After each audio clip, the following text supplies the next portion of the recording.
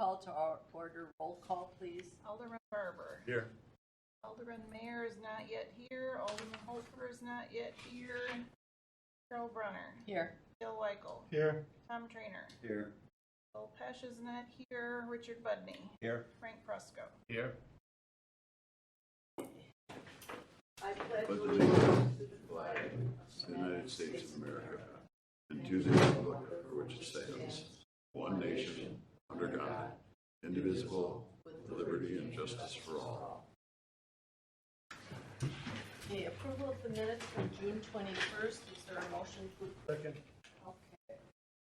Election of officers. Why don't you take a vote?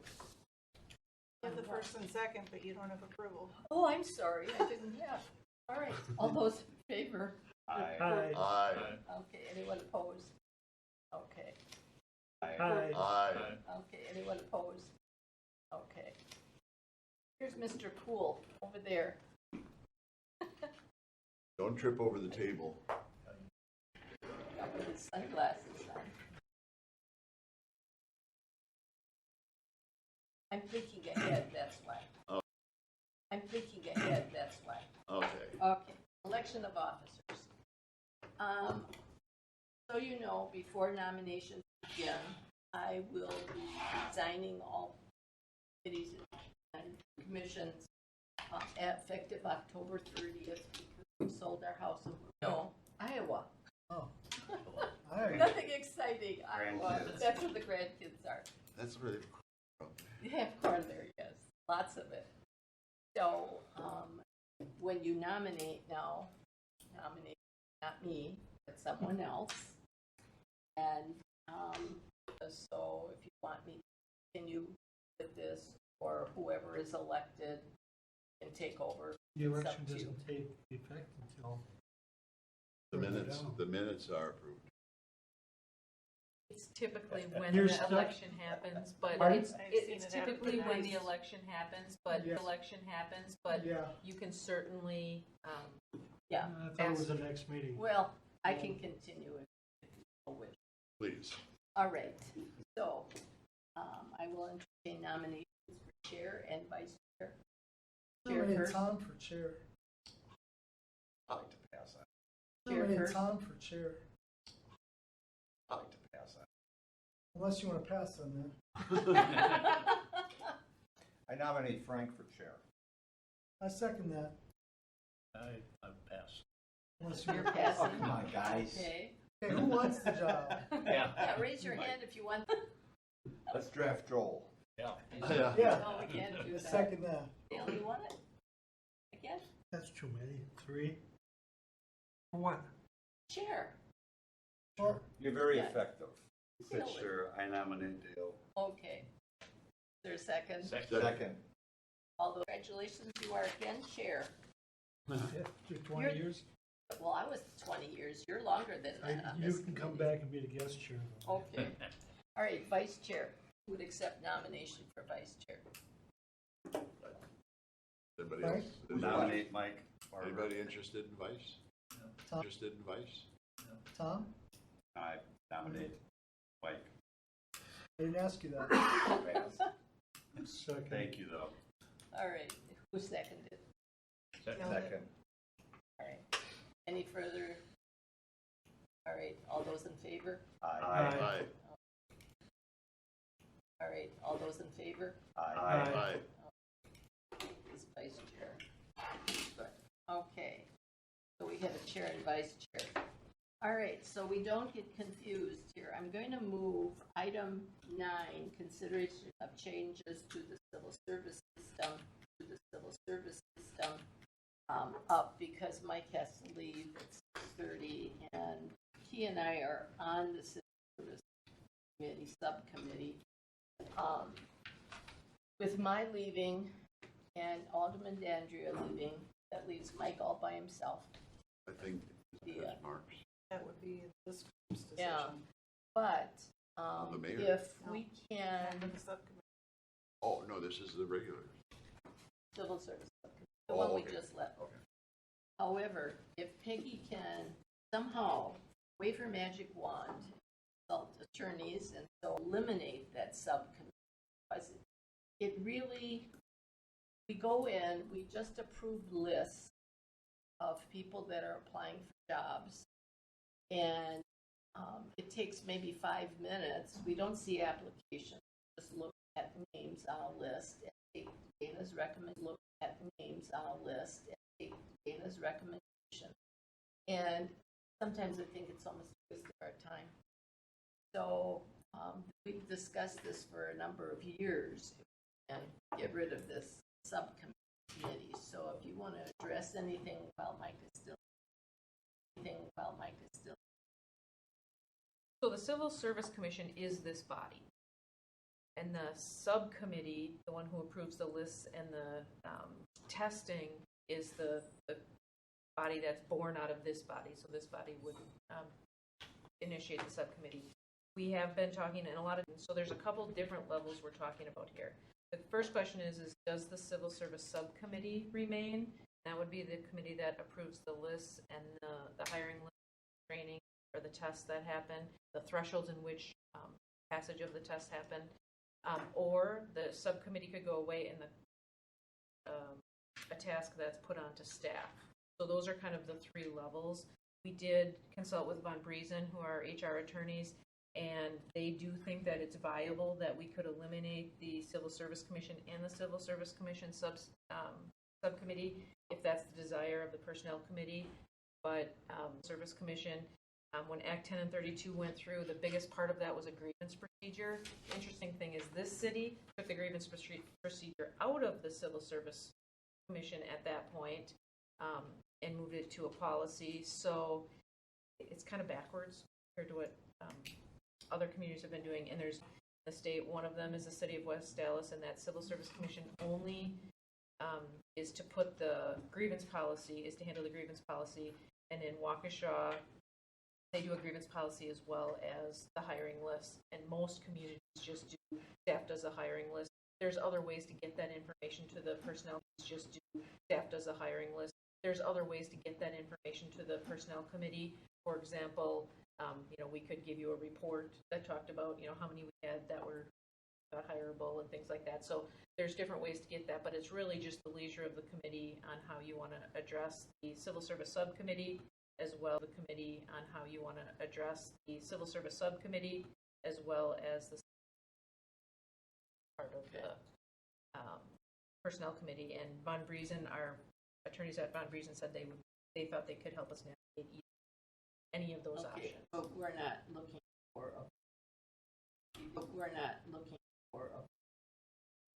We're not. It was just, does the Personnel Committee want to proceed in finding out what that would take? It's going to take a little bit of resources, which, are going to figure out the best way to do this, but we just want to know if you wanted to go forward with that at this time. I think so.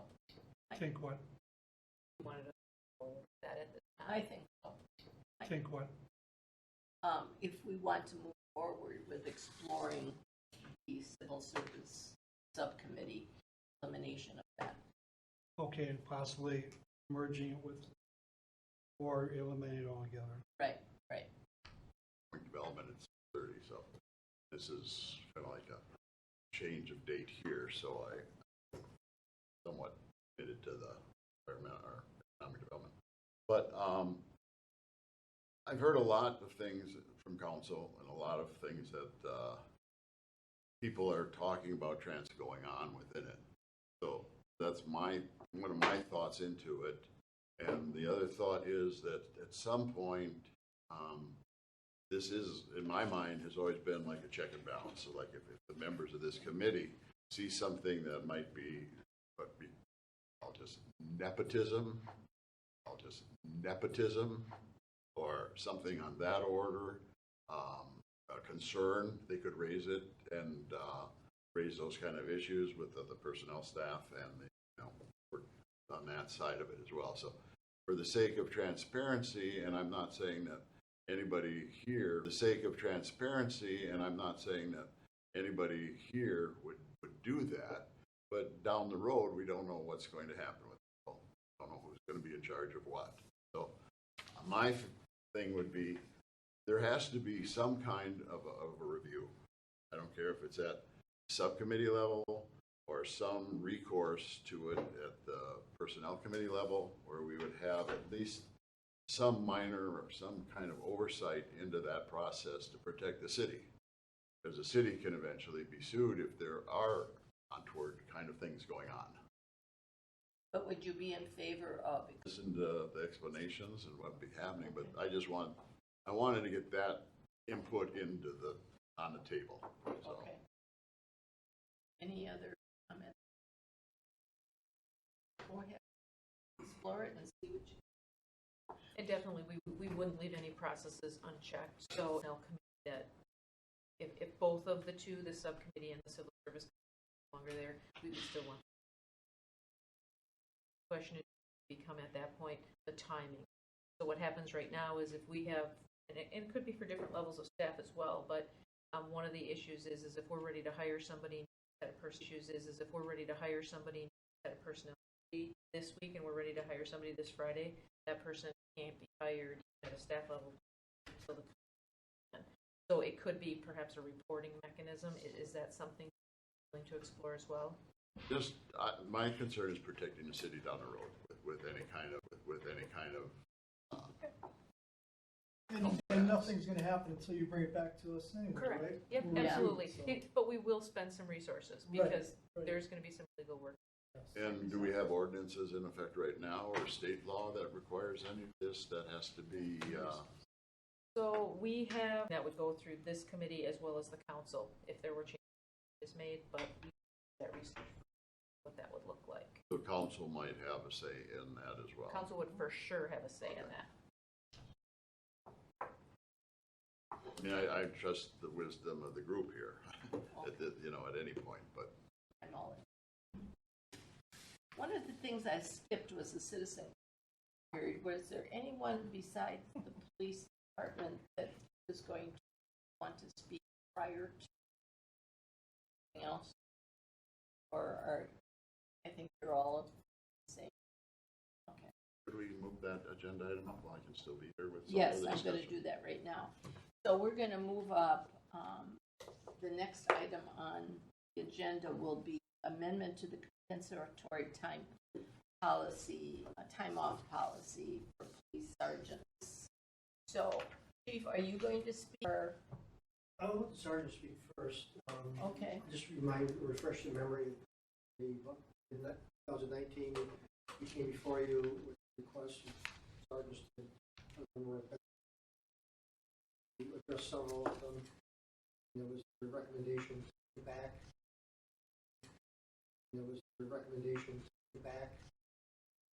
Addressed 6 months after that for a number of reasons.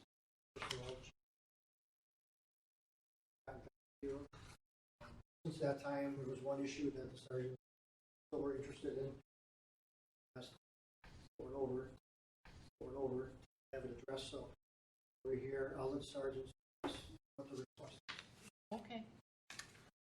Whoever wants to get up or move over here. I'm Sergeant Joseph Bath, Franklin Police Department. I currently work the day shift. I'm the senior sergeant. I have 20 years in the department.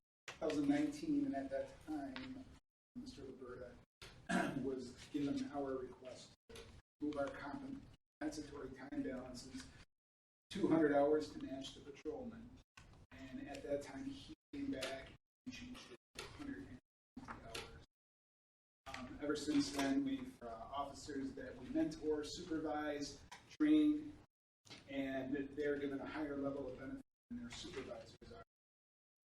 There's only 8 of us in relation to the 40-plus patrolmen that can get their comp balances up to 200. We would like to see ours come into alignment with theirs. We have vastly different staff now in the sergeant ranks. I'm the most senior with 20 years.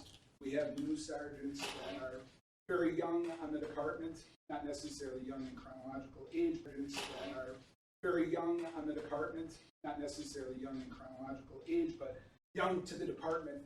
They have less availability for vacation based on years of service and some other benefits. Therefore, that 200 hours, those additional hours, allow them a little bit more flexibility throughout the year try to take time off.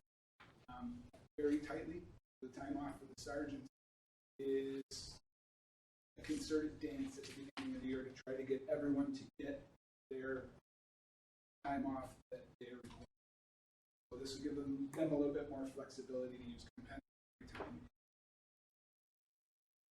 We feel that it should supervise and mentor them, and we're at a lower level of benefit.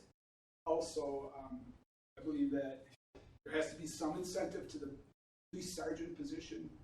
The pay gaps that we used to have shrunk some. We've addressed some of that, but we have to have some ability to make that position still attractive. A great deal of things to incentivize and recruit and retain good patrolmen. Now we need to take that to the next level, where our next level supervisors have that same level of inducement for good, solid people. Anyone else? Which are you the spokesman? Well, I'm here on behalf of the 8 of us right Oh, now. okay. So. Okay. All right. So I'd just like to Alderman. remind everybody that compensatory time off is time already earned. And you can go on and on about how these guys deserve this.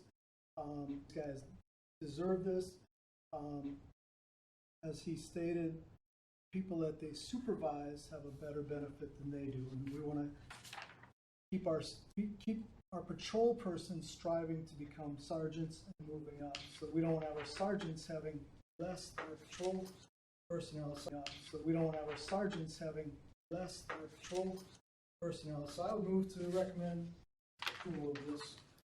I just have a question. What if you exceed your 110 hours? Then you're paid out. Paid out meaning? Paid out, it just comes in pay instead of going into the compensatory time. But once we reach out. So it's like overtime? Yep, it would be earned at time and a half. It would be earned at, yes. So Maybe we can earn it at straight time. Do you have a choice of earning overtime or compensatory time, or must it only be compensatory time? No, you have the choice of either. You can Okay. choose to do compensatory time or pay. I do have a couple things, and first of all, thank you all for coming. No arguments, they deserve it, but what I will tell you is there are some ramifications to this that we need to think about.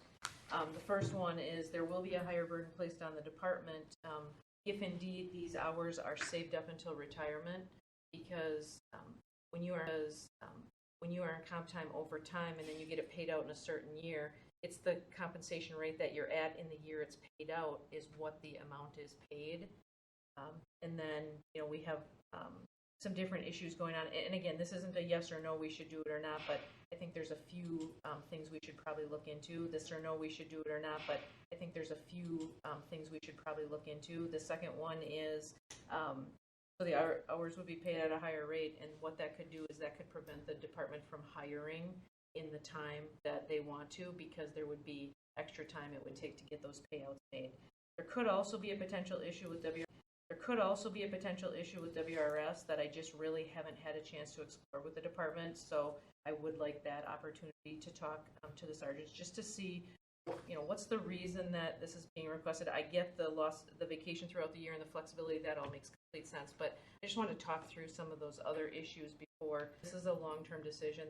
The other part of that is our officers currently get 200. Now that's a negotiated contract. Maybe that's not something that's going to continue in the future. Maybe there would be something in negotiations in which that would change. That's not something we can predict right now. So I guess, like I said, the biggest issues for me are what are the ability, and if it's during the years versus a payout at the end of employment, I think there's perhaps a solution to get to that. Maybe a conversation can help on that. But I think the WRS discussion is also very important. Can I, if I may, are you concerned about the payment towards the WRS in a previous year that then Works, and I was talking to staff today, and I guess I would just say to you that we need some clarification, because the rule with WRS is if somebody retires on December 31st, and when I asked the questions of our finance staff, they said, yeah, if somebody retires at the end of the year, we would just pay them that out. Well, that's not how it works with WRS. You want a comp time to extend employment to cover that, because that's compensatory time. That's not a lump sum payout of any kind, and I feel like we might have been dealing with it that way in the future, or in the past. So we just need to make sure in the future that we do everything we need to be within WRS rules. So basically, it can't be within WRS rules. So basically, it can't unduly burden your WRS calculation. They don't allow that, but a lot of departments, as practice, let that happen. So again, just some things we need to talk about to make sure that it gets done correctly. It gets done correctly. Am I to understand that if they have 200 hours of compensatory time, that adds 200 hours of time in towards Additional retirement? pay, correct. Okay, that's what you're. Correct. So and it's the pay, and then it's also the effect on your WRS. And so there's So it's kind a of double two benefit. pieces here, so it's a higher rate thing.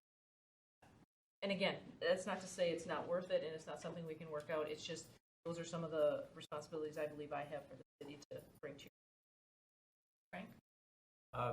As I understand, listening to the conversation, one of the issues, equity between two funded, and there was a thought that because the other one is negotiated, if that was to be reduced, can you tie them both together? Say, okay, we'll move it to 200, but if there's a reduction in the other group, that this would also, there's a reduction in the other group, that this would also, because you're talking about equity. We can certainly do that. In HR, we really try not to tie those directly. Again, there should be benefits. What everybody's saying about the encouraging of promotions, that's something I've had to deal with in every city I've worked at. And there has to be mechanisms. That's something I've had to deal with in every city I've worked at. And there has to be mechanisms in place to get good, strong employees to want to be leadership, right, in our police and fire units. I'm just not sure this is the one at this point, just because of the reputation of the city. Again, budgets are tighter than ever. We do have, if this amount goes up and it goes up in rate and it's bigger in number of hours, that means then the longer time it takes to Alderman Mayor. I'm just curious why these discussions didn't go on already. Chief told me about it in July. All fairness, budget.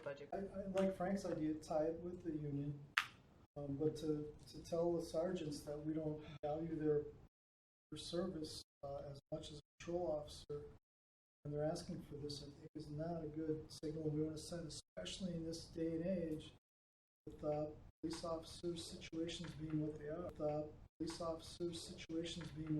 So, the motion still stands. Was your motion? No, it was not. Gail. Don't we have the same problem with the police officers now that maybe with the sergeants? We do, correct. So, I mean, we'd have 8 more people. They're problematic. I don't mean they're problematic, but No. their benefit is problematic. When we have 85, or how many officers do we have now? We have that problem with how many officers do we have now? We have that problem with them already. And we can change the sergeants at any time, right? Well, I think that everybody's would like to get it the same, but whether it's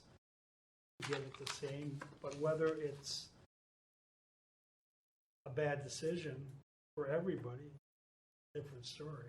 You're talking about an economic decision versus an equity, that you put them at the same level as the people that they supervise, and it's going to be at an economic cost. I understand. We're only increasing it by 8 people. 80, or I don't know how many officers there are. They're already getting that, let's say, higher impact payment, possible higher impact payment. Is it really that big a deal if you just say, go ahead and do it when there's a huge problem? I don't see there being a huge problem. There's an economic Well, impact on the city. That's what Peggy wants to find out. Alderman Mayor. Yeah, I don't think we need to call this not a problem. This is a negotiated contract that was settled. If you want to renegotiate that when that contract comes up, it's fine. That'll be what it is. But in the meantime, we've got 8 people, and this is a bigger city issue than these 8 people. we need to stick with our people here. Sergeants are supervisory issue, and these 8 people, we need to stick with our people here. Sergeants are supervisors of our police officers. And I think they deserve this at this time. If it's negotiated again later with the bargaining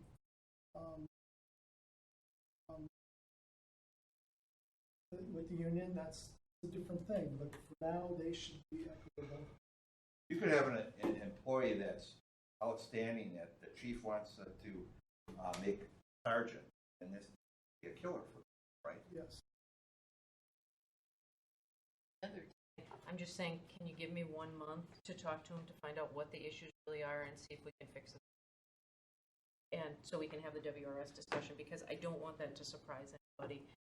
Fortunately, in my past life, it's not a good well. So I'm just saying, again, I support it. Whatever we can do out of that discussion where we might be requesting something different.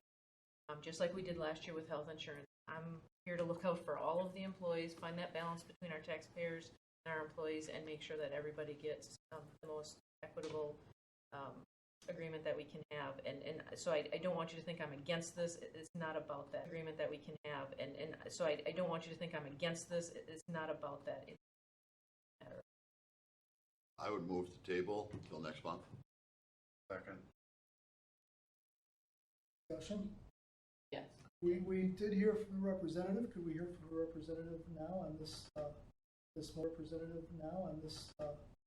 motion? Another month? Would that be awful? Not awful. We've kicked this can around a lot, but if it takes I personally am in favor of it, but I'd like to give you the option to check out what is the legal aspects of this, as well as maybe a fiscal note. I don't think that's going to be that major an issue, but and if that would cause any other disparities in any other departments, that's all I'd be questioning. But I'm in any other departments, that's all I'd be questioning. But I have no problem with acting on it. Just like to get more information with a month worth of follow-up. Alderman Mayor. Just one last question. We must know already with the patrol officers what the impact is on WRS. How we were currently in patrol, didn't get the. So I just want to make sure that's right. We don't have a choice. The WRS piece, that's not our choice. Right. If we perhaps don't apply things according to the manual, that's a lot of research and a lot of back work and a lot of penalties. So there might be, in talking with them, there might be some other arrangement that could be made that could be bring equity to them other than this. I don't know what that might be. But or even perhaps a redrafting of this. There's ways to get people more flexibility during employment. Mike? I'm prepared to vote on it at the next meeting. I just would like to see more pieces in place from the administrative side. But I don't think we should go beyond next meeting.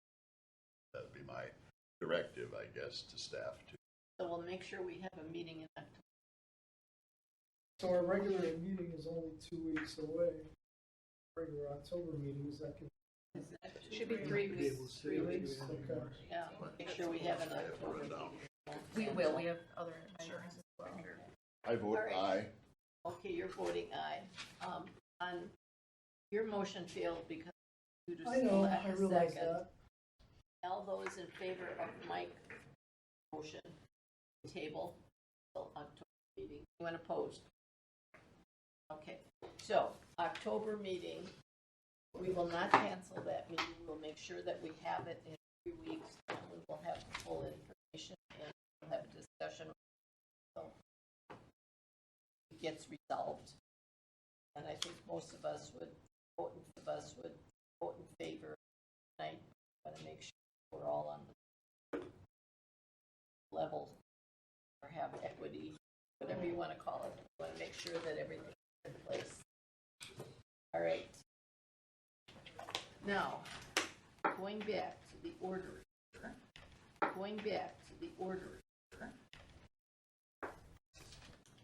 benefit changes, 2022 benefit changes, consideration of health insurance plan and supplementary program changes. I'd like- Yeah. Okay, so I'll start out with introducing Scott Fuller to chime in when he needs to on a couple of the items that we'll be talking about. But really what I did is I completed this personnel committee action request, and I just listed every item that we have as part of our insurances, health insurance, as well as all of our supplementary programs. The only thing that's not in here, and I did mention that in this, that's not part of this. The three items that I've bolded, number 1, number 12, and number 15 are the changes, and Scott and I will go through those changes with you. Other than that, we're not looking for any overall premium changes or premium share changes for employer or employee for 2020. We are looking at continuing the health risk assessment and biometrics testing.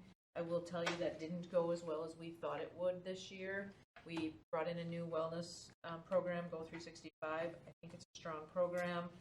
We had our company that was doing the health risk assessments and the biometrics testing went out of business. Our company that was doing the health risk assessments and the biometrics testing went out of business the year before. So our new provider, NICE, for the ancillary health benefits, they did all of those. There's a number of things that went wrong. First of all, I think there's a number of things that went wrong. First of all, I think the paperwork process to get the biometrics testing inputted is really clumsy, and we need to streamline that for next year. I think employees need to be more proactive in getting their screenings. I think what happened was we had a lot of people employees need to be more proactive in getting their screenings. I think what happened was we had a lot of people wait, and now we're not sure we're going to hit by November 1st. Not to worry, we're going to make sure that everybody gets taken care of that's interested in doing it. But like I said, there's things that need to change for that, but we are assuming that we're going to do the health risk assessment, the biometrics, testing. We really don't have a strong wellness program at the city right now, and it's something going into the future. So this is our chance at getting some of that information put together so that we can step down that path. Sure. The next one, the health savings account, that's something that's been on the plan for a couple of years' time. This year, same as in 2021, we're recommending $750 for a single plan, $1,500 for a family plan. We are continuing to recommend that the distributions happen on a monthly basis. What that does is that just helps when we have people that leave at different times of the year. We have not already paid all of that money. HSA contribution, we have HSA agreement with Associated Bank. The custodial piece of the funds, there's a custodial piece and an investment piece. Associated Bank has been really good to the city in the past few years, and they have not had us pay any of the monthly service fees. That was due to end this December. They are now saying that they'll extend that into, so that's great. There's no cost for the employees for the service plan. If they do investments, they would have those fees to pay for. The health reimbursement arrangement, that was the second piece that we added to the plan in 2022. What we were trying, or in 2021, I'm sorry. What we were trying to do there is we were trying to take a little bit of the higher health users, and we're paying a few years ago up to $12,000 out of their pockets. So that was up to $1,250 for a single plan and up to $2,500 for a family plan. That we are not recommending a change to, but like I said, that only happens if claims are incurred. We are looking to continue with the NICE healthcare program. We do bar, like I said, it kind of got mixed into this wellness piece, and like I said, we just need to do a better job with that going forward, all of us collectively. Go 365 again to encourage the wellness activities as well as capture the health risk assessment information and biometric screening. So if we were to put on some health programs, we would things like that. Continue with ServU, their pharmacy benefit manager. We did contract with them in 21 for the first time. They have been really good from a customer service standpoint. I can't tell you right now what that means as far as did they come through on all of their rebates for the year and things like that. Those decisions or those numbers next year, but we do want to stay with ServU. The couple that are pending are items number 10 and 11. The first one is our stop loss. Stop loss renewal came in at 14%. Knowing that the city hasn't used stop loss in the last couple of years, we are using it this year. so far to the tune of about 80,000 paid back, and that a $600,000 cost right now for the city. So 14% is a large increase. We sent that out to bid with our health insurance consultants, and we're going to have a recommendation in October. The other one is Sun Life is also the provider for the city's life long-term disability. Life insurance came in at a 0% increase. Disability came in at life insurance came in at a 0% increase. Disability came in at a 39% increase. Again, long-term disability is 90 calendar days, approximately 65 work days. It doesn't get used very often, so we're really unsure of that 39% increase. So since those lines are typically partnered together, we are increased. So since those lines are typically partnered together, we are out to bid on those as well, and results will be coming in October. Jumping down to number 13, no change in the vision provider VSP. This is a voluntary employee paid program. You have a 4-year rate lock, which covers 2022. So no change. No change in our flex spending program, whether it be dependent care, standard health for people who are on PPO plan, or the limited health care that the high deductible plan, employee benefit, or they're known by. They're a good provider, and the services are favorable. We're not just. So these forward in October before we have the total package is because a third-party administrator with medical takes some time to implement. And we're just over 90 days, and our insurance company as well as the TA has asked for 90 days. As close to 90 days as we're able to do that. So Scott, maybe I could just turn it over to you, and you could just do that. So Scott, maybe I could just turn it over to you, and you could just talk about why UMR versus United Healthcare. Hey, can I back up to one thing? Sure. This health risk assessment, I've always not been too thrilled with it. And it's sort of, I've heard from a couple people, employees,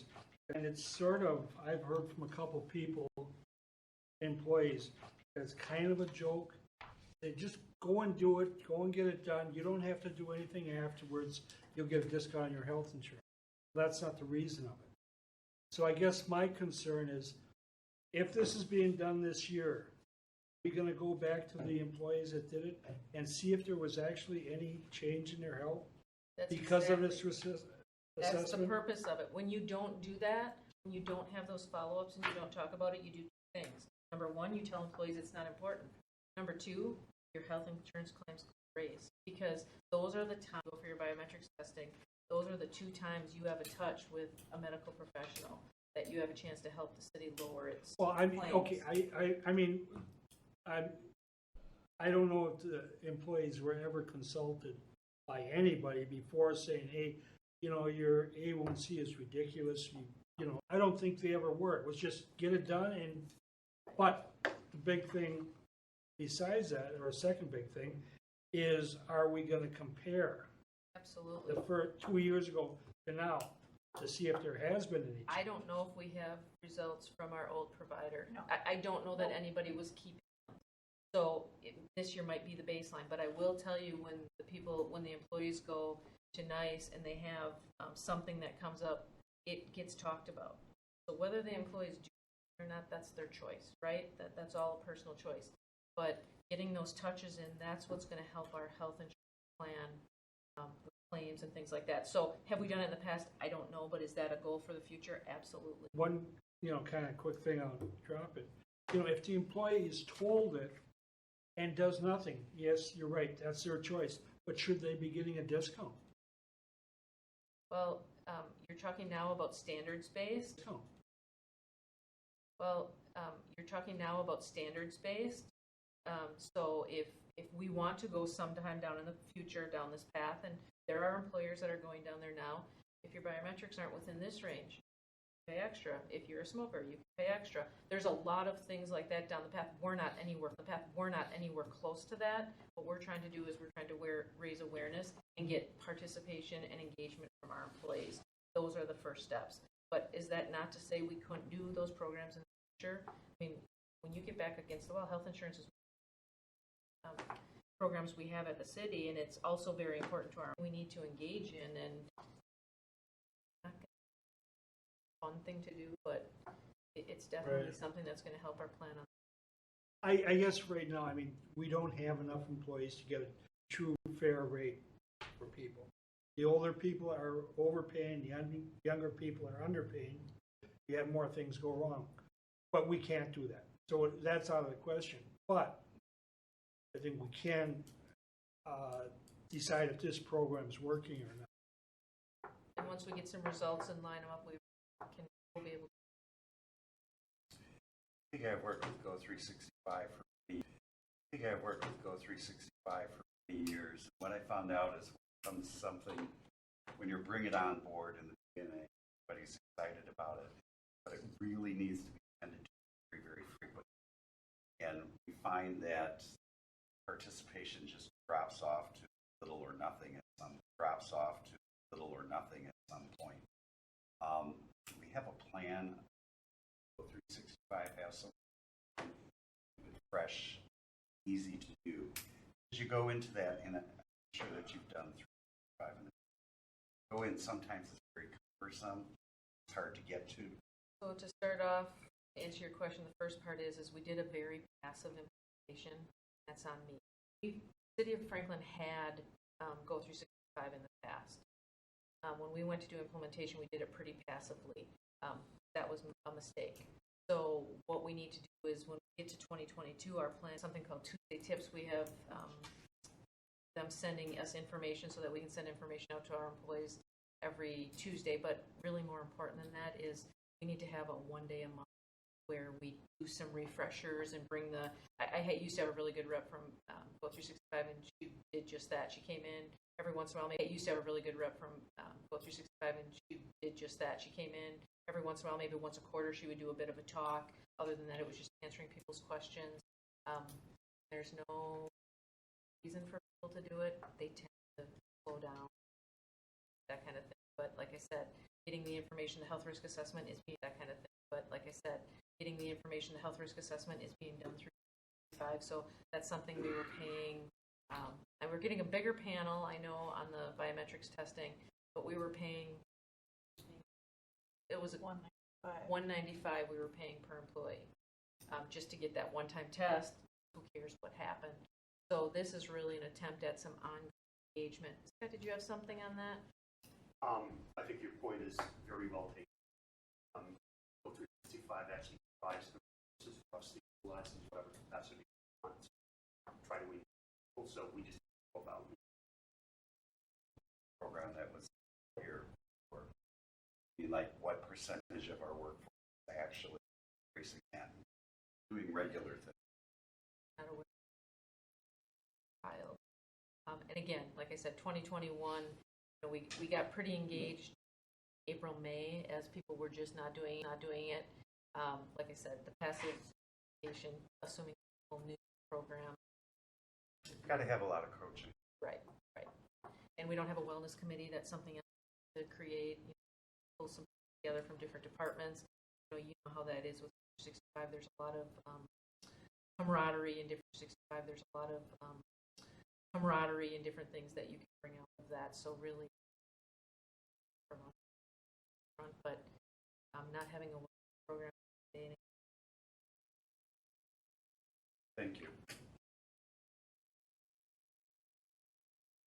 Are there any other questions on those no change or pending items?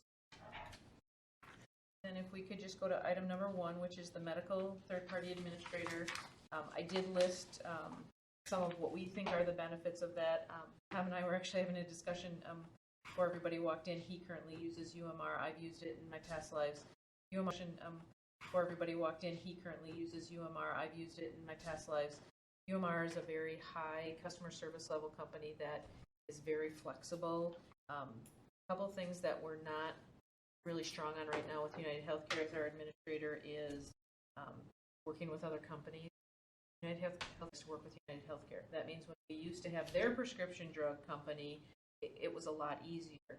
They like to work with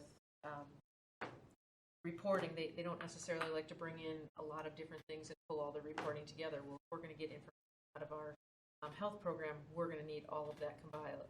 That means the night med. So we also have a health reimbursement arrangement that we've just been really struggling with UHC. And when the question was asked of UMR, they said, of course, we can consider that to the way that the city asked for. So we think it's a And it's better pricing, but I will tell you, this is not a pricing move. It's a pricing move. It's a benefit that it's a better price. This is, I think, more of a strategic plan for the future. We're going to need to get more creative in future years to try to change some health insurance programs. Mars going to be a better partner for that. Scott? That's a great summary. There are really advantages. That's a great summary. There are really advantages, and the cost is never released, but there's this like reduction in cost, flexibility, ability to work with and outside. Really important. Reporting is also more flexible access, and you get more information.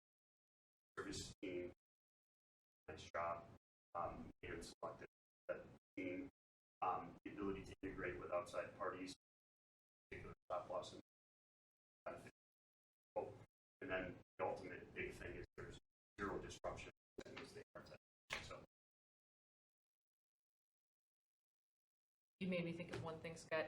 So this year we said to United Healthcare, hey, we have ServU for our pharmacy benefit manager. Could you put the ServU information on the health card? They said, of course we can, for $5,000. And we asked UMR if they could do it. So just another comparison between the two. I mean, United Healthcare is a great company. It's a great network. But as a third-party administrator, I feel like we all feel like the team it was a unanimous discussion on the team, and everybody felt like I would be the way to go. Number 12 would be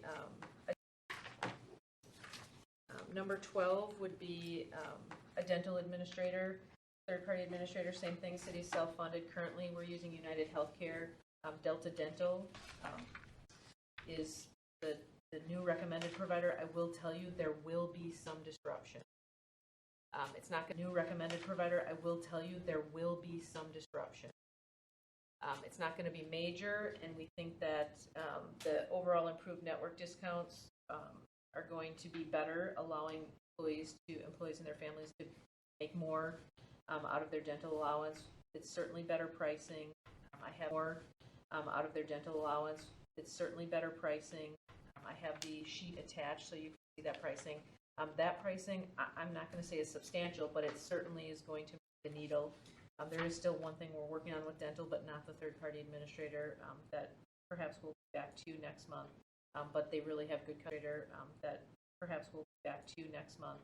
But they really have good customer service. I can tell you with United Healthcare, both currently and in my past lives, I've experienced things where pre-authorizations have been filed and 2 and 3 times without response. Dental. So. Network match, so more disruption in the medical because they're there. Generally, it's upper. 7 providers are not. Are those 7 providers that we use? There will have to be outreach to those people. We will let On a personal note rather than just a typed letter.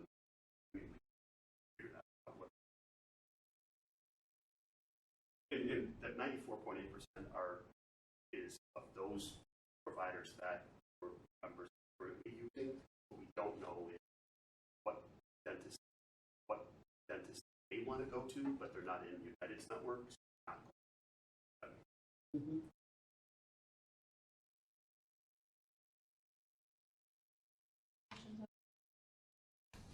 And then the last one, number 15, is really just a new resource for employees. When we went with, I think you all know the history of this, with Diversified, who turned into Associated, who turned into USI, went out for RFP, and we all, again, unanimously selected USI. But this is a benefit resource center that they have available, in that they have customer employees find providers, detailed benefit information, assisting us with the open enrollment process, keeping our plan documents on file, being able to answer pretty much anything with regard to the city's insurance plans. They have videos, tutorials, etc. So it would be something that certainly it's up to the employees if they want to use it, but we think it would be a benefit to them. Questions? If not, action. If the committee's willing to take action, it would be nice to be able to bring the items number 1, 12, and 15 forward to the council on October 5th for consideration. Keeping the pending out of approval at this. Correct. Okay, bottom of the page is the action requested. Is there a motion of noted 20, of noted 2022 health insurance element supplemental program forward such recommended comment? Make the motion. Okay. Dale is making the motion for second. Second. All those, Second. all those in favor? Aye.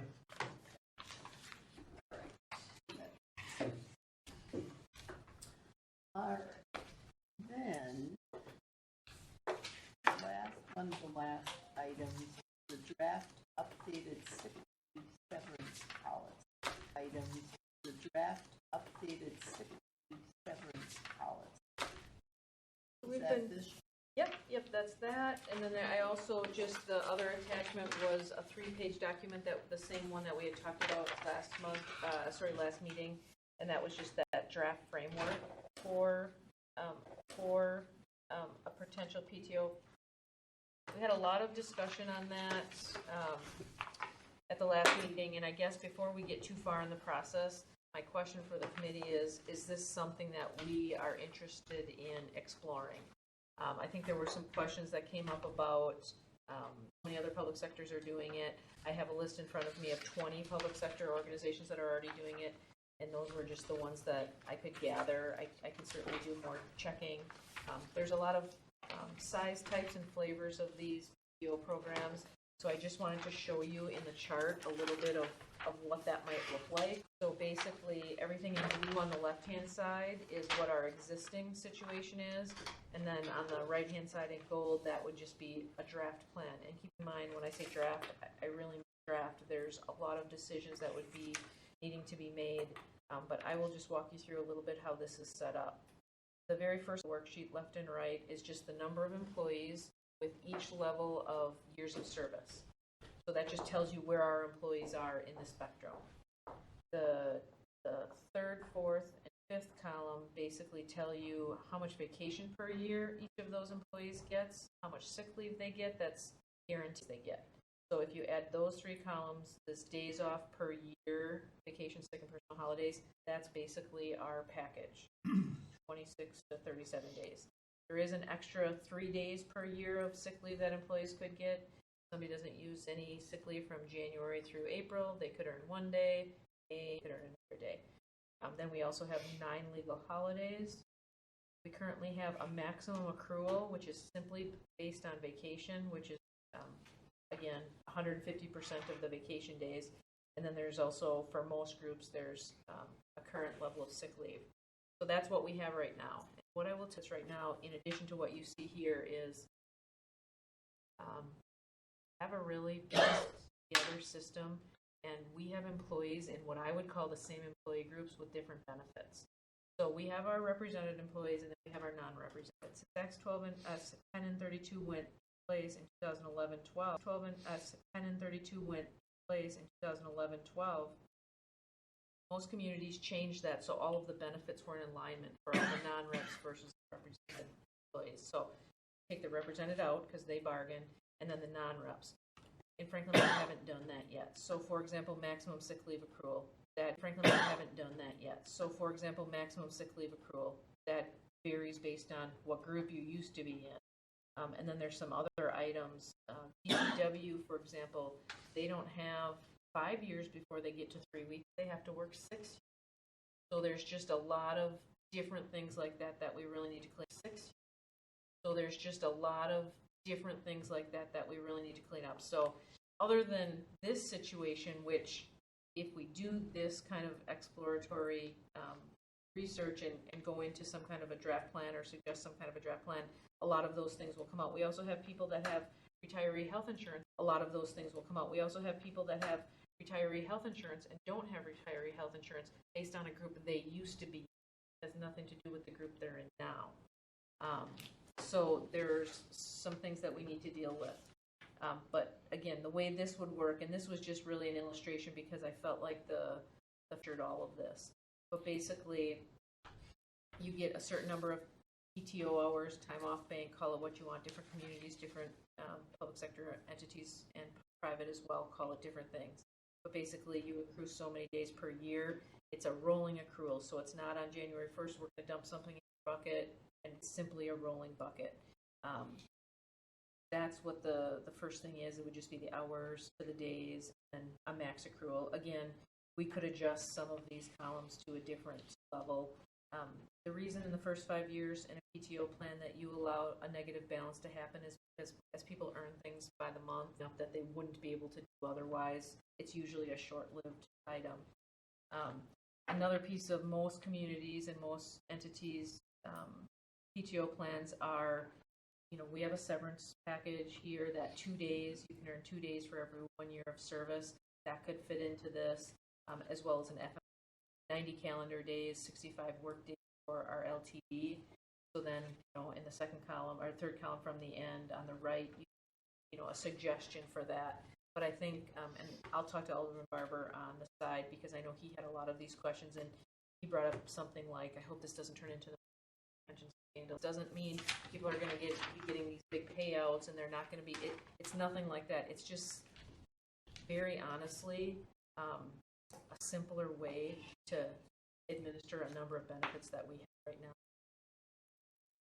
And there's a lot of ways to do that. But I guess what I would suggest is if the committee is just a program like this, I would request a subcommittee of the personnel so that we could work on this. And again, it's not to get the committee to do a bunch of work. Staff can certainly do all the work, but just to have somebody asking the questions and those kind of things as we go. This is a big change, but like I said, it's something that we know already. But like I said, it's something that we know already. Over 20 public sector employers are doing, probably 2 or 3 times that many, and it's really just an easier way. It's not taking benefits away. It's not reducing benefits. It's looking at them a different way. Sometimes with sick leave, and we've had this discussion a lot, at them a different way. Sometimes with sick leave, and we've had this discussion a lot, there's an integrity factor, right? In sick leave, we are very high users. The city of Franklin is a very high user of sick leave. We have 2 ways out of that. Number 1, we switch over to a PTO plan, or number 2, learn how to manage it. And right now I can managing it. So this or that is, as far as sick leave goes, is the answer. But what I can tell you is the people that are coming to work every day have less of an incentive to do so than the people that call in sick leave. So that's just an illustration. Again, a draft of policy and things. It's just whether it stays with the existing or goes to the new. I think a PTO plan is much simpler to administer, and I think it's a lot more straightforward. I think it takes a lot of those integrity issues out of the mix. But if we want to stay with the existing plan, we're guidance on how much time to really put into this, because I can tell you just from when we started talking about it till now, I probably have more than 100 hours into it. So before I get too far, I just want to know what the desire of the committee is, and this is something that we might want to move forward with. Alderman Mayor, you again. Yeah, as somebody who spent 35 years in the old system, but it always frustrated me when I was what I thought was a dedicated employee. It always frustrated me when I knew my coworkers were abusing sick time. No problem when somebody's sick. That's what it's for. Use it. And then as a manager, it frustrated me even more because I knew it was happening and there was very little I could do about it. But again, if somebody's sick, they deserve the time. So my point is, if we can figure out a way that will benefit people that are dedicated and come to work and show up every day, I'm all for it. And then every day, I'm all for it.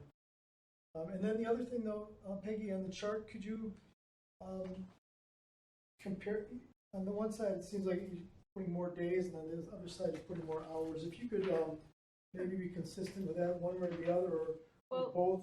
Yeah, Just so like for comparison, I should I have labeled the columns, and I will do that next time. But basically, if you look at under the G in existing, where it says days off per year, vacation, sick, and personal holiday, just put a mark on the top of that column. And then if you could go over to the third column in the gold that says accrual days per year. Again, I see now why you're confused, but 4 columns from the right where it says days compared to current, -7. Let me explain that. So right now, employees have 12 sick days that they get a year. We can all debate what that is. I can tell you the trend in at least public sector employers is that used to have 12 and 15 days a year have now reduced that to something. I'll fill in the blank on what it is and depends. I mean, some communities I think took it down too far. Some went to 4 days. Some went to none. This model right here in front of you suggests that 12 days of sick leave would go down to 8. And there would be model right here in front of you suggests that 12 days of sick leave would go down to 8.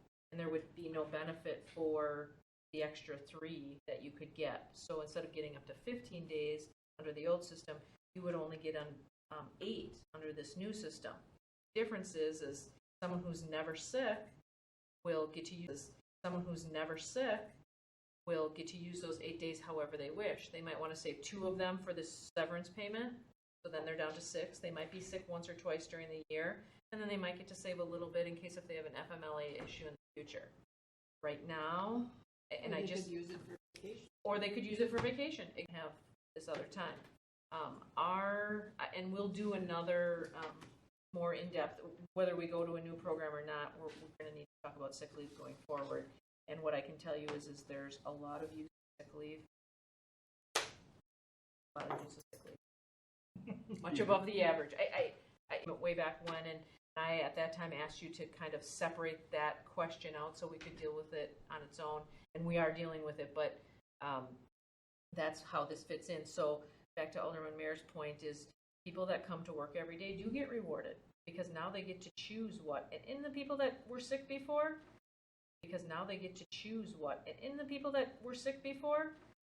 they now have 8 days, use them as you will, less disruption to the employer, etc. I will tell you in any kind of a program that I've ever recommended in this, I have not drawn a hard line in the sand. I have always said my recommendation has always been employees can, and in the sand, I have always said my recommendation has always been employees can stay on the plan that's existing, i.e. through attrition, we will all be on the new plan. That would be my recommendation here. Some people in their career are to a place that they don't have time to make them. People, if they've used it, and they don't get rewarded again, but they've been working for a long number of years under a certain set of criteria, pulling the rug out from under them at a certain, I just don't think it's appropriate. So again, just my recommendation again, as we go through, if we decide to look into this and we do a subcommittee, maybe there's going to be a lot more things would change, but that just seems to be a better way to go about it. As I was looking through, I'm on a couple organizations. One of them is City Managers Association. Another one is GFOA, and both of them have some listservs on this, and we talk about a lot with PTO programs. And in fact, a couple of them even had 2 police associations that were super, like our police association said they could not believe we didn't do this sooner. Because again, police, fire, whoever it is, that experience that you explained, that happens to everyone. So I worked under Do we have a lot of up right away? Majority of our people, or? I mean, yeah, I would say the majority. I will say our sick leave is very high, and so if this is something you wanted to look at, or even if it's not, like I said, we're going to have to manage sick leave. We can do a little bit. Dana just gave me today a list of all of the, or Friday, a list of all of the employees that are non-rep and what their balances are and how many years of service they are. What I'd like to do, what I didn't have time to do yet, is put how much they could earn.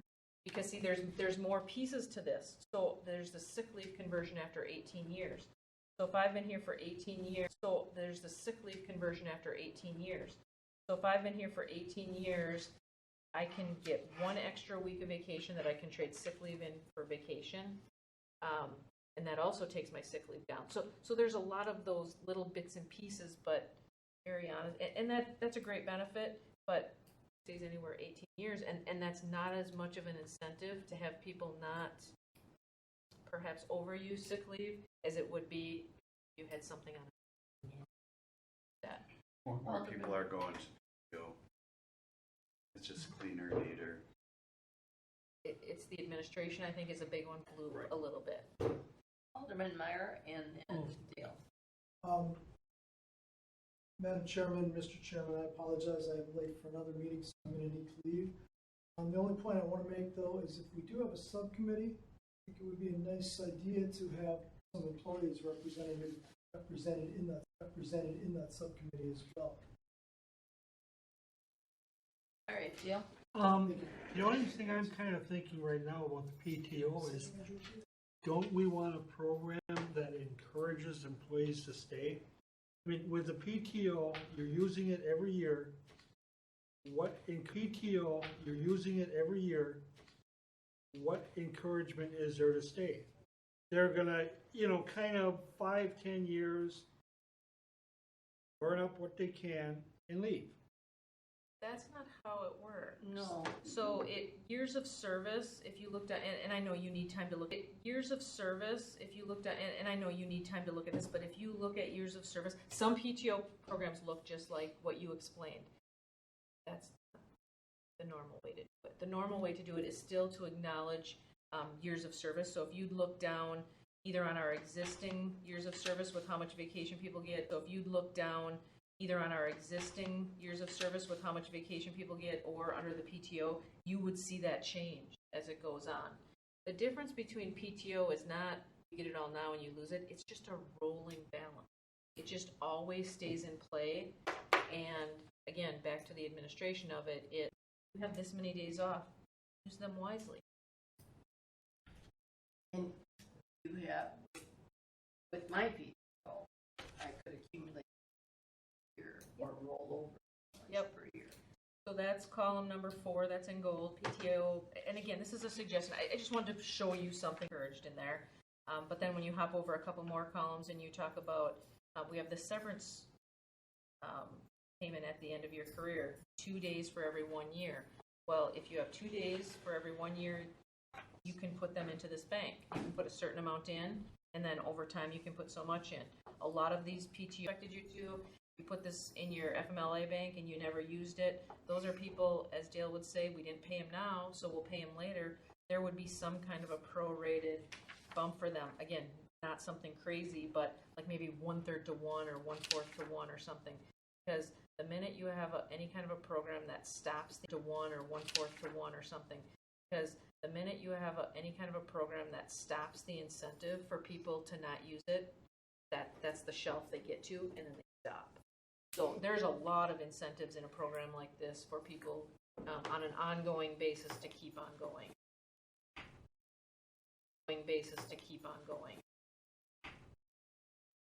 Great. A lot of.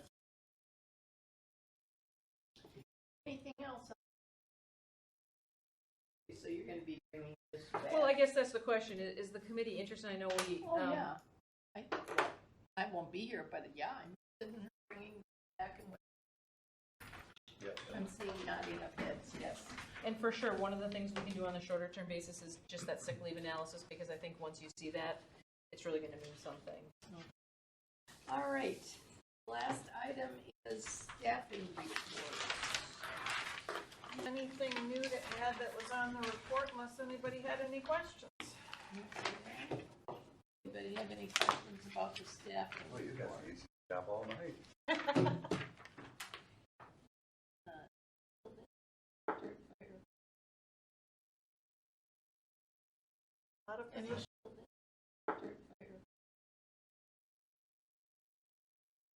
lot of positions that are going to be tough to fill. Yeah.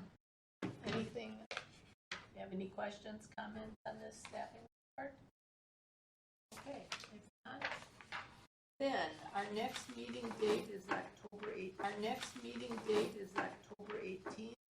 We'll meet regarding sergeants and whatever else we might bring forward. Is that enough time for all of us? So It is, because really what we're gonna have is the sergeants, and I'm gonna contact them right away. Then probably the only other thing would just be that second, which will get us to there. And then maybe what we can also do, I'll just think a little bit about what that subcommittee would look like and do a little presentation on that. All right. That's a lot to do in 20-some days. Aye. Aye.